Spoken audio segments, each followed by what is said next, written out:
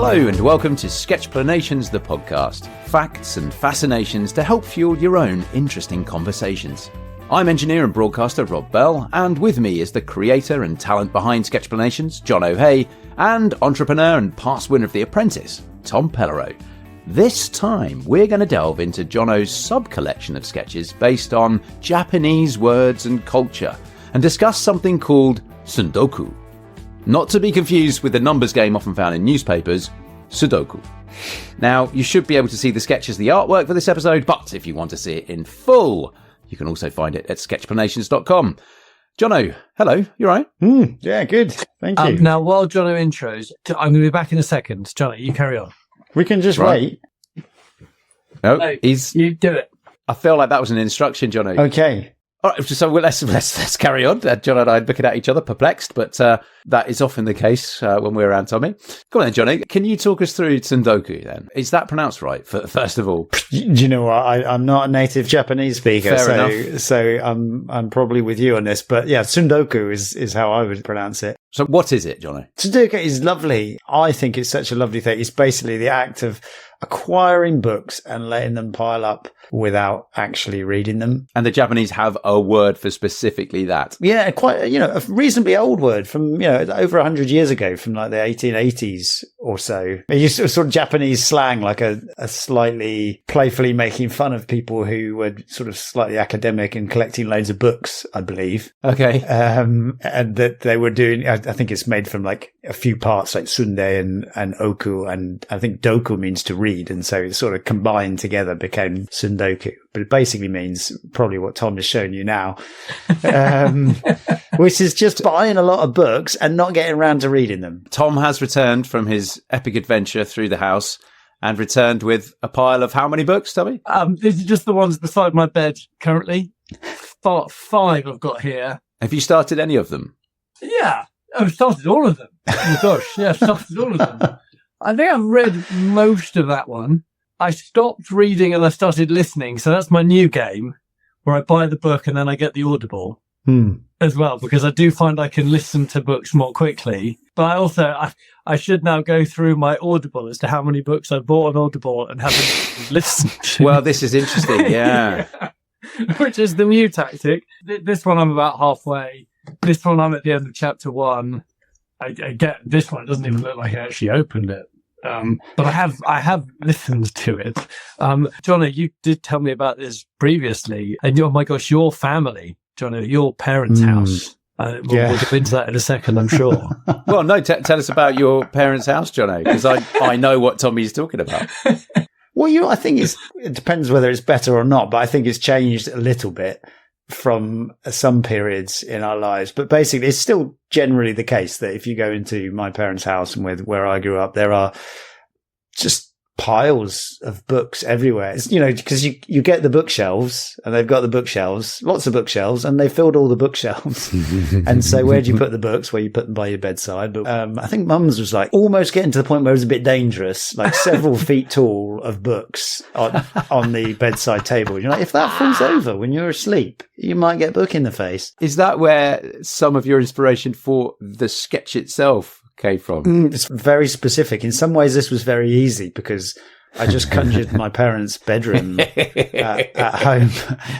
And, it's not exactly like that, but it's quite like that. And I think the books come off when they go to sleep at night. I do remember one time you coming round, Tom, and there was piles of books on the stairs go round some bends. And the stairs is my favourite. So there's like little landings on the way up the stairs, and there were various piles of books on the little landings on the way up the stairs, because you can put books on flat spaces. And that's what I love so much about it, is because it's the creativity to use the step of a stair, because you've got almost an infinite bookcase. And at one stage, I think I came around and they were piled like 3, 4, 5 books on each step, and it felt like they were on your left and your right as you go up and down the stairs. And how much of the stair do you actually need when you go up the stairs? Only the bit in the middle where the runner of the car your legs. It's quite lovely, wouldn't it? Really, like it's like walking up in between library shelves as you go up the staircase. Your parents, they do read a lot of books as well. Like they actually read them, I suspect they also have very large piles of books they haven't read, maybe. I mean, I would think there's a correlation between, the amount of books that are piling up and the amount of books that you do actually still read. If you don't have many books piling up, maybe you don't get through as many books as somebody who buys tons of books, but still reads books, but just buys them at a pace which is impossible to keep up with. Again, John, I appreciate that Japanese is not your native tongue, or that you actually don't speak any Japanese. You just know a few words like this. This is true. But can we come on to semantics here? Do we know if Tsundoku refers specifically to books that haven't been read at all, that you intend to read but that haven't been read? So Tommy's pile there, is that genuine Tsundoku if he's started some of them or moved on to the audio book of it? I appreciate that's quite a nuanced question. I reckon that sort of still counts. But I know what you mean. So maybe it's slightly different to read a few chapters of a book and then get excited about a different one and start the next one. Yes. Maybe that's not Tsundoku, but I don't know about that. I think you probably intend, ideally, still to read the books. Yes. If in a perfect world, you'd have read those books. So I reckon it's still Tsundoku, but it's good nuance, Rob. I mean, I'm definitely guilty of this as well. I mean, I'll admit it. I am slightly embarrassed to say, though, that I am not a big reader. I never have been. But that does not turn me off from the idea and from the desire to collect books that I really would quite like to read or quite like to have read. I've probably got about 6 or 7 that I've bought within the last 6 months or so that I do fully intend to read. At some point. Yeah. And I was going to say, Tommy, I think I have a rough idea about your relationship, if you want to call it that, with books as well, and how you acquire, but more about how you consume them, because I know you are a big consumer of audiobooks as well. But I reckon it probably still applies, or maybe, you could extend it to audiobooks, that if you've downloaded loads that you intend to listen to at some point, but haven't quite got round to yet, and in the meantime, you've downloaded others as well. Yeah. I often get recommended a book. Well, whilst talking to someone, almost download it then. On my own account, buy it. And, if someone's recommended it and I respect and I like that person, usually I'll kind of just download it. And then every so often I open up my Audible and go, oh, quite a lot of books here. It does feel like a good time of year to be talking about this. To me, I don't know about you guys, but I feel like I probably am slightly more guilty of Tsundoku in winter months than at other times of the year, when just, again, it's the idea of settling in with a book and you're nice and snuggly in the evening is more appealing to me. I don't know about you guys, if there's a seasonality to it, you feel? Yeah, I think that's definitely right. And also, you might get given a lot of books. Like books, books are a lovely present. But it's a funny present because, some things you can get some chocolate to eat it in 10 minutes. You can give a book, and to see a book to the end might be hours and hours of reading. Months in my case. Months, that might be quite a commitment. So it's very easy. It's sort of very asymmetrical. Like it takes a moment to buy a book and it takes hours and hours to get to the end of it. Even your audiobooks, Tom, even if you put them at 1.25, you still look at the hours and you're like, oh, it's 25 hours to listen to this thing. A really good point, Johnny. So is there something about the anticipation of reading a book and getting lost in, be it a new story or learning something new, that's potentially more exciting than actually reading the damn thing? Is there a beauty in that promise of a book when you first buy it, that potential it holds, that, I don't know, reading it might actually diminish? Yeah, that's a good question. I'd never thought about the actually diminishing bit. I definitely have that feeling. I walk into a bookstore and I kind of I just want to read all of them. We sometimes go to the library with the kids, and I find it sort of very inspiring. Like if you're not in a hurry, you're like, oh, wow, look, there's a book on whatever on this shelf. I don't know anything about that. Maybe I could just sit here for a few hours and read it. And I want to. Yeah. So it's very sort of aspirational. We keep saying guilty, but it's not necessarily a guilty thing. Maybe you feel a bit guilty because you kind of intended to do it, but you're not. But like, I think it's a lovely thing to be surrounded by books, and it sort of shows you that love of learning and knowledge. And as you say, that curiosity that you have, you're like, oh, you go to a place and you're like, oh, there's a really fascinating story here. So you buy the book and then you get back home and you don't have time to read it and you never get back to it, but you still got that book on the shelf. You wanted to read that. And also that genuine excitement that you felt was real. That happened. And being in the bookstore and buying that book gave you an experience, gave you an emotion. So in itself is possibly worth something, whether you read it or not. Yeah, I was wondering if it connected. Like some people have connected it to other things. Absolutely, Tom. Like Audible or spoken word books, also magazines, newspapers, whatever. Yes. It's easy to get more than you can read. You wish you read it all, but then the next one comes.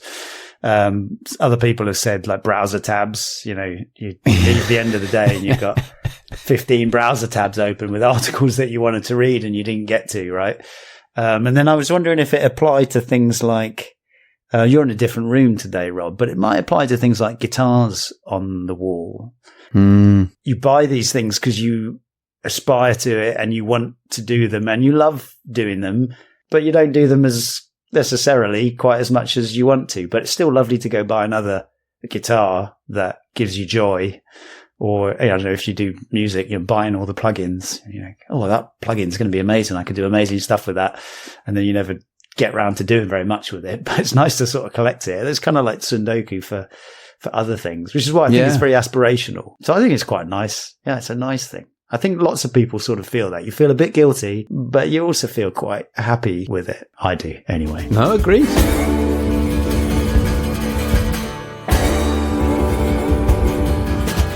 They are very tactile, satisfying things, books. Especially, I think, sort of hardcover ones. There is something really nice and clean and, I don't know, but it's some kind of really satisfying human shape, maybe. A little bit like notebooks as well. And the value for money that you get, because most books really are kind of between £8 and pay maybe £25 for a hard book kind of thing. And the hours that someone has put into, or a team has put into creating that, and the kind of knowledge they're trying to compact in, is, I think, one of the best values that you can get really from anything. Historically, I suppose now, so much information is completely free and on the internet and on YouTube that kind of the value maybe of a book has sort of gone down. But certainly, like this book actually kind of really changed my life a couple of years ago. In many respects, you might say this entire book has one idea. Do you want to say what it is? Huge detail. So this book is called Rocket Fuel. It's all about the idea that within a business, often you have kind of an entrepreneur and ideas person will start it, but that person is probably not really the best type of person to actually grow it beyond a certain stage. Okay. So it's sort of trying to say that the rocket fuel is when you have a sort of potentially creative type or entrepreneur type who then finds a kind of an amazing operator, like a sort of often an operations person or someone with accounts background. And that's what I did with my company a couple of years ago. And that's really enabled it and completely changed the business hugely positively. Do you want to name check the author as well, seeing as we've got this far? The name check of the author, best-selling author of Traction. Traction, I'm reading his as well. It's Wickman and Winters, and I imagine it's also quite a team of people behind them. I wasn't necessarily meaning to plug that book, but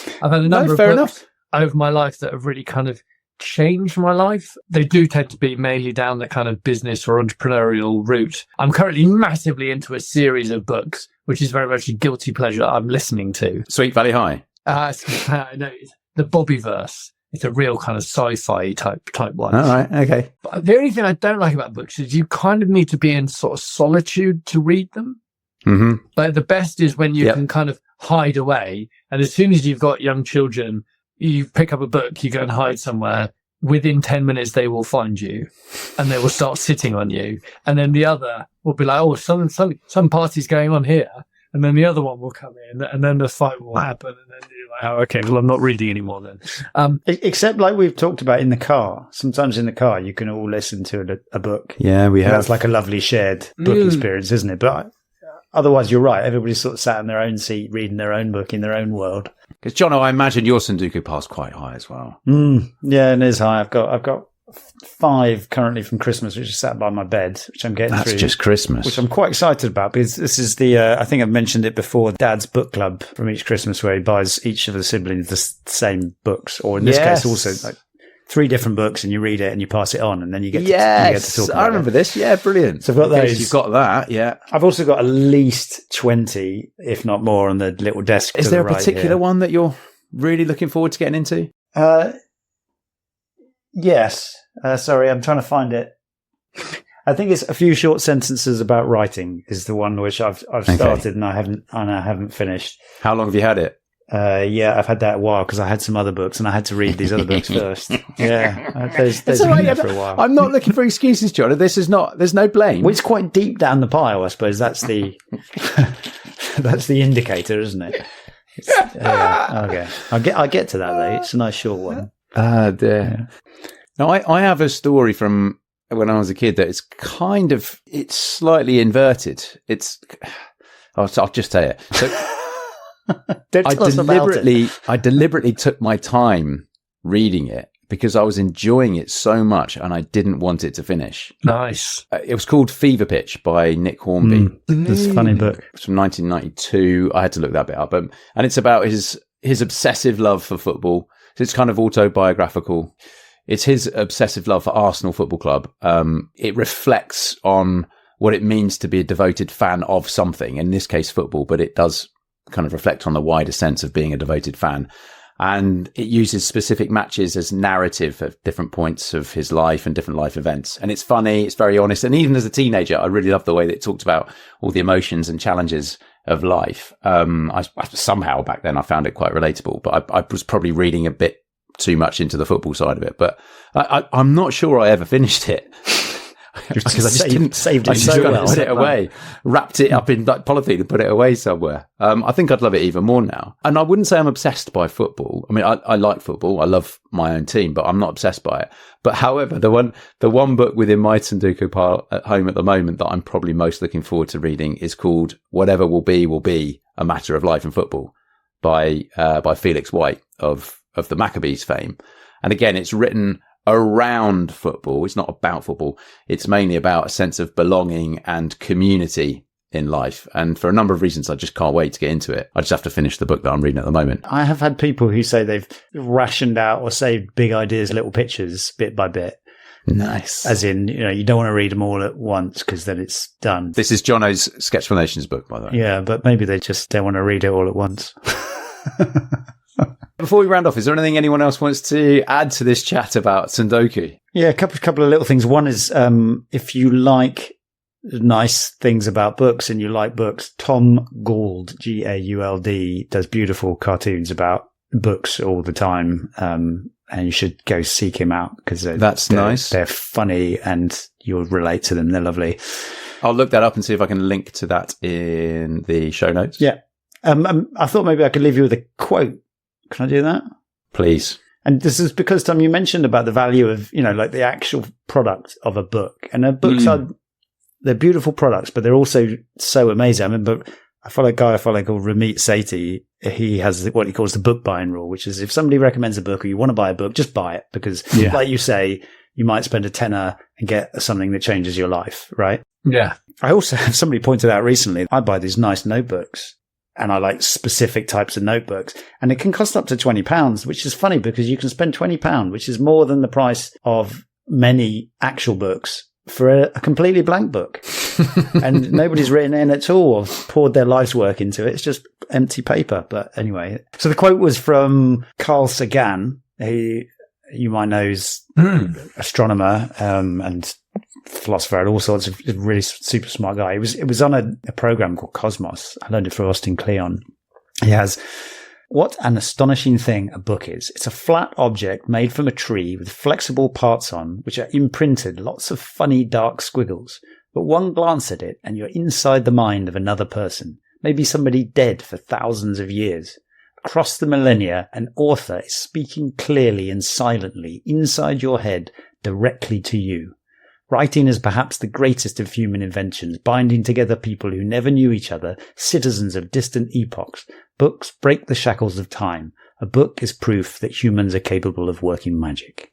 So it's a good reason to get some more books on your bedside table, isn't it? Yeah, that's gorgeous, Johnny. That's gorgeous. I'm not going to sully that with anything else, Tommy. No, me neither. In summary, I would like to re-stress the point Jono made earlier that Tsundoku is not a bad thing. So embrace it. Jono, thank you for your wonderful sketch about this topic and giving me yet another topic I find really interesting to tell other people about. And as I said earlier, especially at this time of year. And thank you all for listening. Please do share this episode with others you think might appreciate learning about Tsundoku. I only have 53 pages left in my current read, so I should be good to get started on the next item in my Tsundoku pile around the summer holidays. By which time that pile will likely be half as big again. I can't wait. Go well, stay well. Goodbye. See ya. Bye.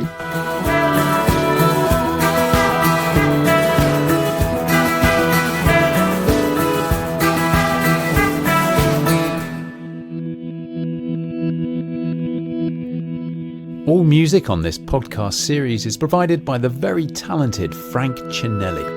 And you can find many more tracks at frankcinelli.com.